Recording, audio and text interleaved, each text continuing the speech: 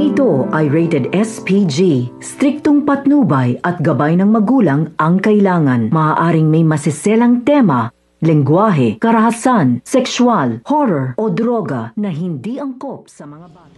Nang dahil nga sa naging diskusyon nito ni Franco at nito ni Alex ay medyo atakihin nga sa puso itong si Franco. Subalit mabilis naman ng responde at agad siya dinala sa ospital.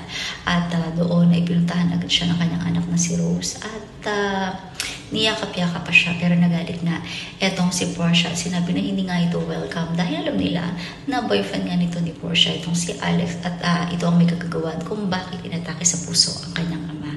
Ito namang si Seb ay pinigilan ng diskusyon at habang nag-usap sila ay may darating na bisita na hindi nila inaasahan.